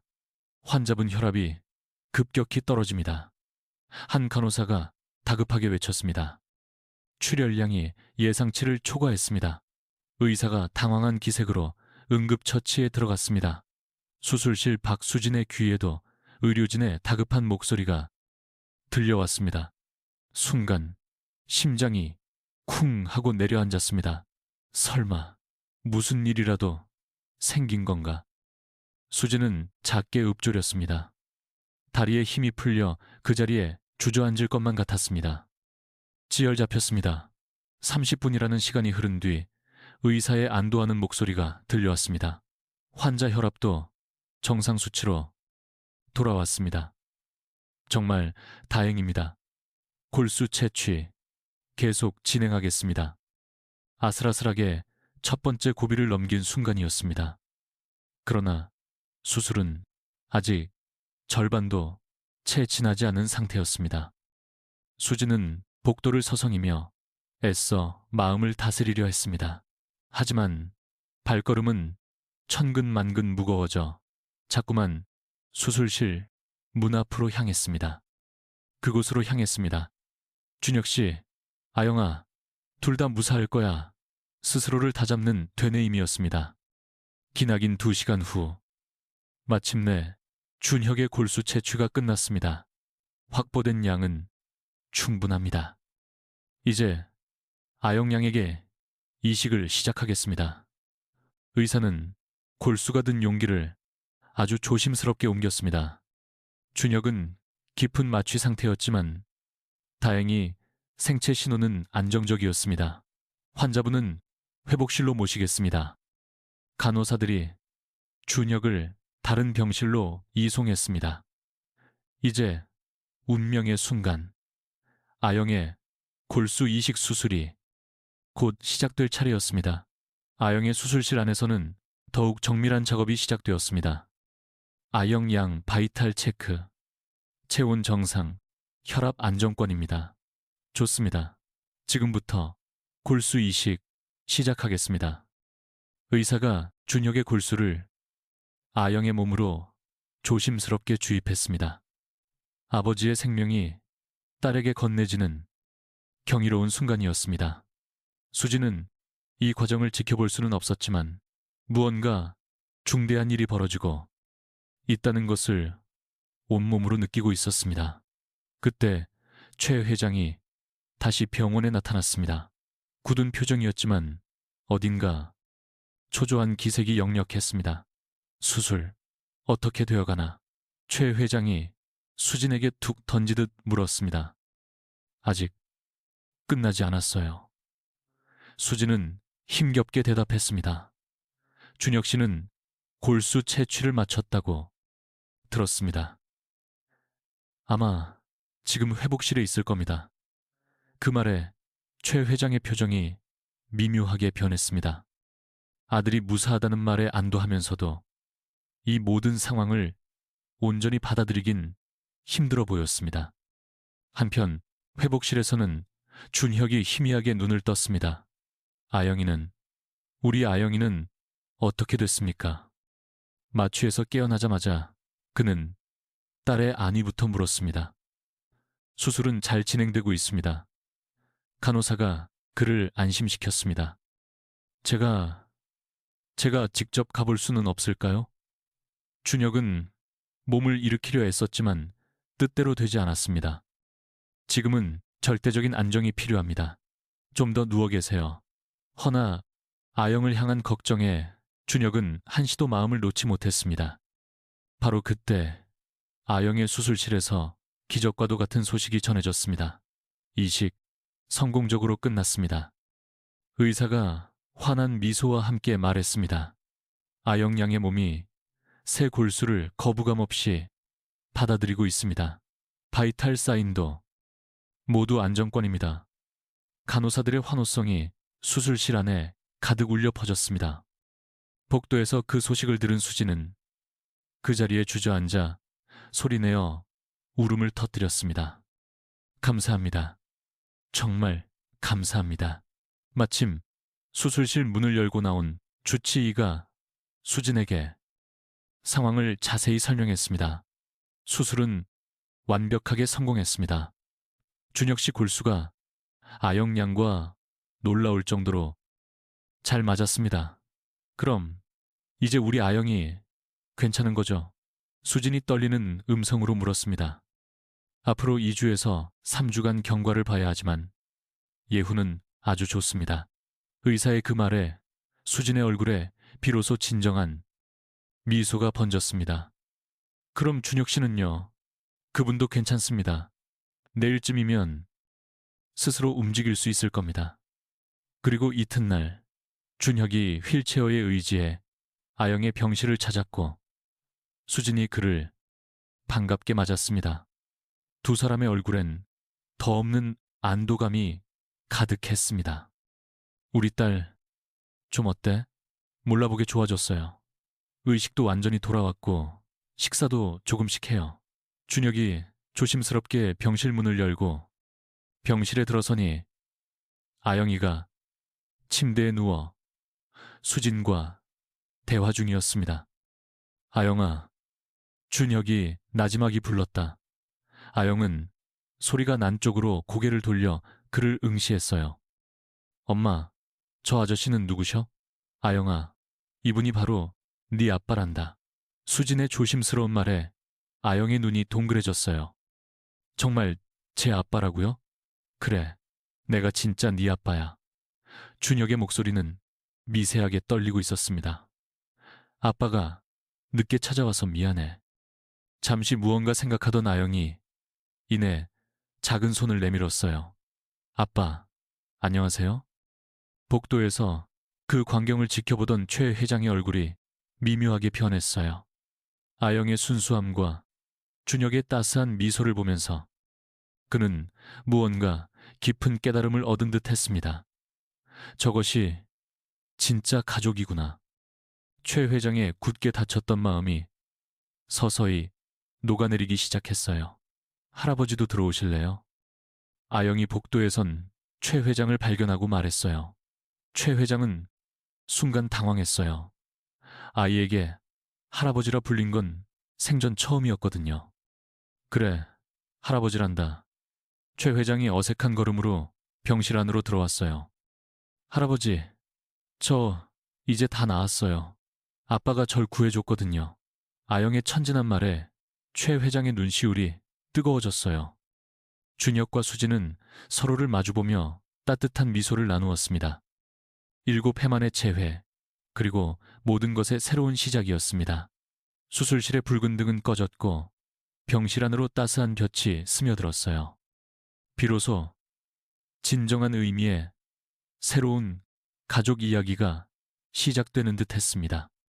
아영의 조망만 한 손이 준혁의 커다란 손을 꽉 잡았습니다. 아버지와 딸이 비로소 따뜻한 가족으로 거듭나는 순간이었습니다. 수술이 끝나고 한 주일이 흘렀어요. 아영은 모두가 놀랄 만큼 빠른 속도로 건강을 되찾고 있었습니다. 아빠, 저 오늘 병원 밥 남김없이 다 먹었어요. 아영이 빈 그릇을 내보이며 자랑했어요. 준혁의 얼굴에 웃음꽃이 활짝 피었습니다. 우리 아영이 정말 장하구나. 아빠가 너무 자랑스러워. 엄마도 밥 많이 먹어요. 너무 마르셨잖아요. 수진을 챙기는 아영의 모습에 준혁은 내심 놀랐어요. 어린아이답지 않게 엄마를 위하는 마음이 남달랐거든요. 7해 동안 혼자서 정말 잘 키워냈구나. 준혁이 수진에게 나지막이 속삭였습니다. 수진의 두 뺨이 붉게 달아올랐습니다. 최 회장은 매일같이 병원을 찾아와 아영을 지켜보았어요. 처음의 서먹함도 잠시, 그는 차츰 아영과 가까워지고 있었어요. 할아버지, 이거 제가 그린 그림 선물이에요. 아영이 내민 그림에는 크레파스로 그린 가족이 있었습니다. 엄마와 아빠, 그리고 그 옆에 할아버지까지 함께 말이에요. 최 회장의 눈시울이 다시 한번 뜨거워졌습니다. 평생 단 한 번도 받아보지 못했던 순수한 애정이었거든요. 아영아, 이걸 할애비에게 주는 것이냐? 네, 할아버지 방에 꼭 붙여놓으세요. 최 회장은 그 그림을 보물처럼 소중히 받아들었습니다. 일은 평생 이렇게 가슴이 벅차오르긴 처음이었습니다. 이수진 씨, 최 회장이 수진을 조용히 불렀습니다. 수진은 여전히 긴장됐지만 이전처럼 두렵지는 않았습니다. 아영이, 참으로 바르게 잘 키워주었어. 그것이 최 회장의 첫마디였어요. 수진은 놀라 눈을 동그랗게 떴습니다. 7해 동안 홀로 아이를 키우느라 고생이 많았을 텐데 감사합니다. 수진은 조용히 고개를 숙였어요. 내가 미안했어. 그간 내가 너무 모질었어. 최 회장이 사과를 건넸어요. 평생 남에게 고개 한번 숙여본 적 없던 그것은 그의 첫 진심 어린 사과였습니다. 실은 아영이를 지켜보며 느낀 바가 있단다. 최 회장은 말을 이었습니다. 내가 준혁이에게 진정한 가족의 의미를 알려주지 못했다는 걸 깨달았어. 수지는 조심스레 최 회장을 쳐다봤습니다. 돈과 권력이 전부라 여겼는데 아영이 같은 아이 앞에서는 그 모든 게 무색하더군. 최 회장의 음성에는 깊은 회한이 서려 있었습니다. 준혁이 엄마가 세상을 떠났을 때조차도 나는 오직 회사 일에만 매달렸지. 참으로 어리석은 짓이었어. 최 회장은 회사로 복귀해 임원들을 소집했습니다. 향후 준혁이가 회사로 돌아오면 이전과 다름없이 대우하도록 하게. 임원들은 당혹감을 감추지 못했습니다. 하원아 회장님께서 후계자 자격을 박탈하신다고 명하지 않으셨습니까? 내 생각이 짧았다. 준혁이는 변함없이 내 아들이고 이 회사를 이끌 후계자다. 최 회장의 단호한 선언에 임원들은 조용히 고개를 끄덕였습니다. 더불어 복지 정책을 대대적으로 확충하도록, 특히 임직원 가족을 위한 의료 지원을 강화하게.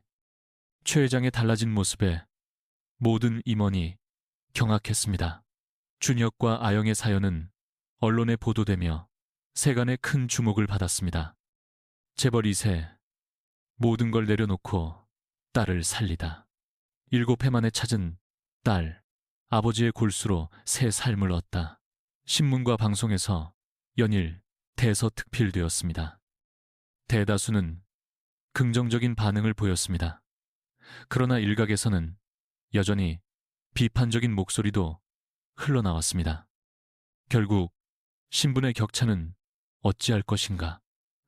재벌가와 평범한 서민의 만남이 과연 행복으로 이어질 수 있을까? 준혁은 다시 한번 기자회견을 자청했습니다. 많은 분들께서 저희의 신분 차이를 염려하고 계신 것으로 압니다. 기자들의 시선이 그에게 쏠렸습니다. 하지만 제게 수진 씨가 어떤 배경을 가졌는지는 전혀 중요하지 않습니다. 정말 중요한 것은 그녀가 제 딸을 무려 7해 동안 홀로 키워낸 위대한 어머니라는 사실입니다. 준혁의 진심 어린 고백에 기자들마저 감동했습니다. 앞으로도 세상의 편견에 맞서 싸우실 겁니까? 네. 제 가족을 지키기 위해서라면 그 어떤 편견과도 당당히 맞설 겁니다. 한편 수지는 간병인 자격증을 취득하기 위해 학업에 매진하고 있었습니다. 어째서 간병인이에요? 준혁이 물었습니다. 아영이가 아팠을 때 절실히 느꼈어요. 고통받는 사람들에게 힘이 되어주고 싶다는 마음이 생겼어요. 수진의 두 눈은 새로운 희망으로 반짝였습니다. 그리고 준혁 씨에게만 기대고만 싶지는 않아요. 저 역시 제 힘으로 일어서고 싶습니다. 준혁은 깊은 감명을 받았습니다. 그런 수진의 주체적인 모습이 그를 더욱 사로잡았습니다. 그렇다면 내가 돕겠어요. 병원에서 실무 경험을 쌓을 기회도 마련해 줄게요. 아빠, 저도 크면 의사 선생님 될래요. 아영이 불쑥 말했습니다. 그래? 어째서? 아픈 사람들을 많이 도와주고 싶으니까요. 저처럼 아팠던 친구들을 고쳐주고 싶어요. 아영의 순수한 마음에 준혁과 수지는 가슴 벅찬 감동을 느꼈습니다. 정말 멋진 생각이구나. 아빠가 항상 응원할게. 엄마도 물론 응원하지. 우리 아영이가 의사가 되는 그날까지. 세 식구는 환하게 웃음 지었습니다. 비로소 진정한 가족이 된 듯한 기분이었습니다. 병원, 옥상 정원, 준혁과 수진이 나란히 앉아 있었습니다.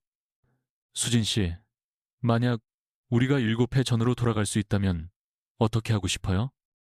준혁이 조심스럽게 물었습니다. 글쎄요. 그래도 저는 아영이를 꼭 낳을 거예요. 수진이 옅은 미소를 지으며 답했습니다. 이제 아영이가 없는 제 삶은 도저히 상상할 수가 없거든요. 나도 그래요. 이젠 아영이 없는 내 인생은 의미가 없어. 두 사람은 서로의 눈을 깊이 마주 보았습니다. 우리 다시 시작해보면 어떨까요? 준혁이 떨리는 목소리로 물었습니다. 준혁의 손에서 나온 작은 상자에 수진의 눈이 동그래졌어요. 이게 뭐예요? 우리 결혼 반지. 이제야 제대로 청혼하고 싶어서. 준혁은 그녀 앞에 한쪽 무릎을 꿇었습니다. 이수진, 나와 결혼해주겠어? 아영이 엄마가 아닌 오직 나만의 아내로 수진의 뺨 위로 뜨거운 눈물이 흘러내렸습니다. 제가 정말 괜찮을까요? 저 같은 사람이 준혁 씨의 아내가 되어도 당신은 내가 아는 세상 가장 멋진 여자야. 네, 좋아요. 수진은 벅차오르는 감정을 누르며 대답했고 준혁은 반지를 그녀의 손가락에 조심스럽게 끼워주었습니다. 7년 전과는 그 무게가 전혀 다른 진심이 담긴 약속이었죠. 이번엔 절대 놓지 않을게. 저도 이제 안 놓쳐요. 이제 다시는 도망치지 않을래요. 서로를 끌어안으며 두 사람은 진짜 사랑을 확인했습니다. 엄마, 아빠, 지금 뭐해요? 갑작스레 나타난 아영이의 목소리였죠. 최 회장이 아이의 손을 꼭 잡고 있었습니다. 아영아, 엄마랑 아빠, 이제 결혼하기로 했어. 진짜요? 와, 아영이가 신나서 손뼉을 쳤어요. 그럼 우리 진짜 가족 되는 거예요? 음, 이제 진짜 가족이 되는 거지. 최 회장 역시 흐뭇한 미소를 지었습니다. 이토록 행복한 순간을 함께할 수 있다는 사실이 참으로 감사하게 느껴졌습니다. 할아버지도 우리 가족 맞죠? 아영이가 최 회장을 올려다보며 물었습니다. 물론이지. 할아버지도 가족이고 말고. 최 회장은 아영을 번쩍 안아 올렸고 네 사람은 나란히 서서 도시를 내려다보았습니다. 과거 그들을 갈라놓았던 보이지 않던 벽들이 이제는 모두 허물어진 듯 했습니다. 수지는 준혁의 손을 더욱 굳게 잡았습니다. 아영이는 두 사람 사이에서 해맑게 웃고 있었고 최 회장의 얼굴엔 온화한 미소가 번졌죠. 비로소 진정한 의미의 가족이 탄생하는 순간이었습니다. 돈이나 권력이 아닌 오직 사랑으로 묶인 단단한 가족 말입니다. 석 달 후 드디어 아영이가 병원을 나서는 날이 밝았습니다. 우리 아영이 이제 완전히 다 나았어요. 퇴원 축하합니다. 담당 주치의가 환한 미소와 함께 퇴원 서류를 건넸습니다. 선생님, 정말 감사했습니다. 수지는 진심을 담아 고개를 숙였습니다. 석 달간 아영이를 돌봐준 모든 의료진에게 깊은 감사를 느꼈습니다. 아빠, 우리 이제 진짜 집에 가는 거예요? 아영이가 들뜬 목소리로 준혁에게 물었습니다. 응, 이제 우리 새 집으로 가는 거야. 준혁은 가볍게 아영이를 안아들었습니다. 드디어 온 가족이 함께할 보금자리가 생긴 것이었습니다. 준혁이 마련한 집은 그리 크진 않았지만 따스한 온기로 가득한 공간이었죠. 최 회장의 거대한 저택이 아닌 평범한 아파트를 선택한 것이었습니다. 우와, 제 방이에요. 아영이는 자기 방을 보자마자 탄성을 질렀습니다. 분홍빛 벽지와 아기자기한 가구로 가득 찬 방이었죠. 엄마, 아빠, 방도 들어가 봐도 돼요? 물론이지. 이제 전부 우리 집인데. 수진이 미소 지으며 답했습니다. 우리 집이라는 단어가 이렇게나 가슴 벅찬 말인 줄은 미처 몰랐습니다. 최 회장도 그들과 함께였습니다. 그의 손에는 아영을 위한 선물 꾸러미가 들려 있었죠. 그래서 결혼식은 언제쯤 할 거냐? 그가 물었습니다. 조용히 하려고요. 가족들끼리만 모여서. 준혁이 답하자 최 회장이 손사래를 쳤습니다. 안 된다. 그래도 형식은 갖춰야지. 내가 준비하마. 최 회장이 적극적으로 나서려 할 때 수진이 조심스레 입을 열었습니다. 아버님, 저희는 정말 작게 하고 싶어요. 너무 성대한 결혼식은 저희에게 좀 부담스러워요. 그래. 그럼 가족들만 불러서 오붓하게 하려무나. 최 회장은 기꺼이 수진의 의견을 존중해 주었습니다. 과거의 권위적인 모습은 온데간데 없는 완전히 달라진 태도였습니다. 한 달이라는 시간이 흐르고 아담한 웨딩홀에서 두 사람의 결혼식이 조촐하게 열렸습니다. 수지는 소박하지만 우아한 드레스 자태를 뽐냈고 준혁은 단정한 턱시도 차림이었죠. 아영이는 귀여운 들러리가 되어 예쁜 드레스를 입고 꽃잎을 흩날리며 버진 로드를 걸었습니다. 엄마, 세상에서 제일 예뻐요. 아영이가 해맑게 웃었죠. 우리 공주님이 훨씬 더 예쁜데. 수지는 다정하게 아영의 머리를 어루만졌습니다. 신부 이수진, 그대를 아내로 맞이하여 준혁은 온 마음을 다해 맹세했습니다. 내 평생 당신과 소중한 아영이를 지키며 사랑할 것을 약속합니다.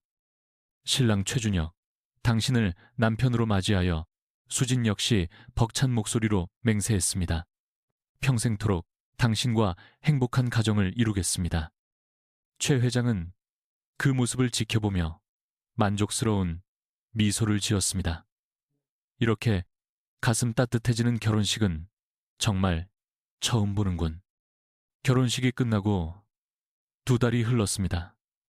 준혁은 회사로 복귀했고 수지는 다시 간병인으로서의 삶을 시작했죠. 오늘 하루 어땠어요? 퇴근한 준혁이 물었습니다. 조금 힘들었지만 보람찼어요. 환자분께서 무척 좋아하셨거든요. 수진의 얼굴에 뿌듯한 미소가 번졌습니다. 엄마, 저도 크면 엄마처럼 간병인 될래요. 아영이가 대화에 불쑥 끼어들었습니다. 아영이는 의사 선생님 된다고 했잖아. 의사도 하고 간병인도 할 거야? 아영이의 순진한 말에 온 가족이 웃음바다가 되었습니다. 한편 준혁이 돌아온 후 회사 분위기 역시 크게 변했습니다. 대표님, 직원 복지 개선안입니다. 그래, 어떤 내용들이지? 육아휴직 기간 확대와 우롱대 의료비 지원 확대, 그리고 가족 돌봄, 휴가 신설 등입니다. 준혁은 서류를 꼼꼼히 살폈습니다. 아영의 아픔을 겪으며 가족의 소중함을 절실히 깨달았기 때문이죠. 아주 좋아. 전부 다 승인하도록 하게. 대표님, 정말 많이 변하신 것 같습니다. 비서가 미소를 지으며 말했습니다. 제게 가족이 생기니 우리 직원들의 가족까지 눈에 들어오더군요. 아영이는 새로운 학교에 금세 적응해 나갔습니다. 우리 딸, 오늘 학교에서 뭐하고 놀았어? 새 친구들이랑 재밌게 놀았어요. 그리고 제가 아팠을 때 병원에 있었던 얘기도 해줬어요. 그래? 친구들이 뭐래? 우와, 정말 대단하다고 했어요. 그리고 아빠가 영웅 같대요. 그 말에 준혁은 가슴 벅찬 뿌듯함을 느꼈습니다. 우리 아영이가 아빠를 자랑스러워해 주니 정말 기쁘구나. 그러던 어느 날 저녁, 수진이 준혁에게 조심스럽게 말을 건넸습니다. 저기, 준혁 씨, 드릴 말씀이 있어요. 응? 뭔데 그래? 수진이 손에 쥐고 있던 것을 그에게 보여주었습니다. 선명한 두 줄의 임신 테스트기였죠. 이건 설마 준혁의 눈이 휘둥그레졌습니다. 맞아요. 우리에게 아기가 생겼어요. 그 순간 준혁은 벅차오르는 감정을 주체할 수 없었습니다. 7년 만에 되찾은 딸에 이어 새로운 생명이라니. 정말, 정말이야? 네, 오늘 병원에서 확인했어요. 아영아, 이리 와봐. 엄마가 할 말 있어. 수진이 아영을 자신의 곁으로 불렀습니다. 뭔데요, 엄마? 음, 엄마 뱃속에 예쁜 아기가 생겼어. 바로 아영이 동생이야. 정말이에요? 와, 신난다. 아영이는 세상을 다 가진 듯 기뻐했습니다. 남자 아이래요. 그럼 제가 이제 누나가 되는 거예요? 그럼 우리 아영이가 멋진 누나가 될 거야. 아영은 더할 나위 없이 들떠 보였습니다. 제가 꼭 좋은 누나가 돼서 동생 잘 보살펴 줄 거예요. 한편 최 회장에게 이 소식을 전하자 그의 반응은 상상 이상이었습니다. 그게 정말이냐? 내게 손자가 생긴다니. 최 회장의 얼굴에 그 어느 때보다 환한 미소가 번졌습니다. 네, 아버님, 아들이라고 합니다. 아이고, 세상에 이렇게 기쁜 일이 있나? 최 회장은 감격에 겨워 말을 잇지 못했습니다. 대를 이을 손자가 생긴다는 소식은 그를 더할 나위 없이 행복하게 만들었습니다. 이번에야말로 처음부터 좋은 할아버지가 되어줘야지.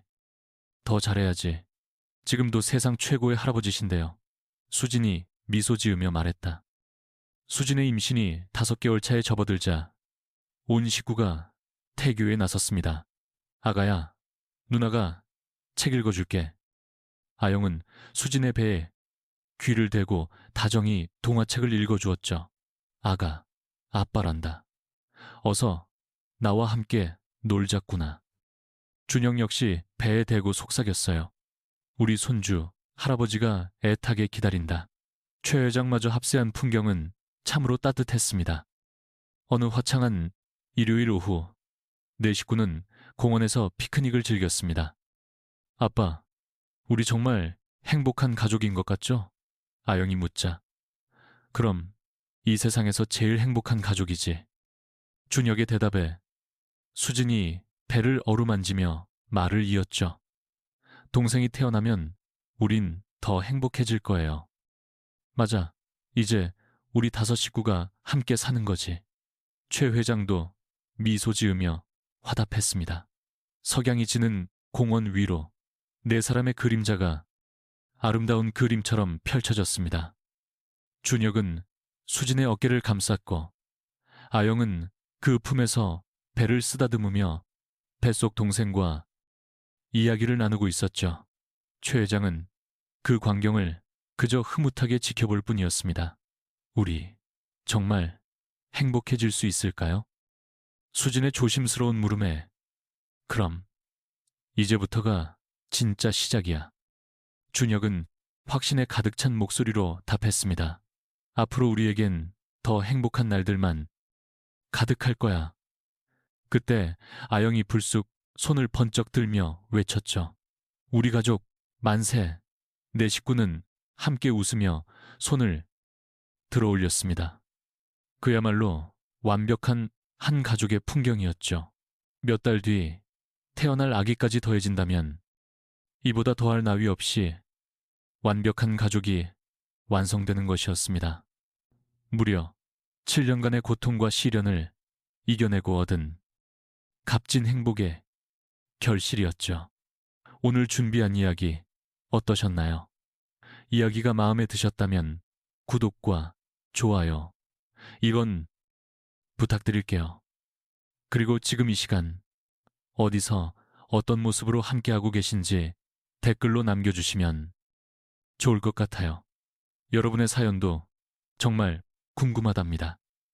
시청자 여러분의 가정에도 따스한 행복이 가득하시길 기원하며 오늘도 함께 해주셔서 진심으로 감사합니다.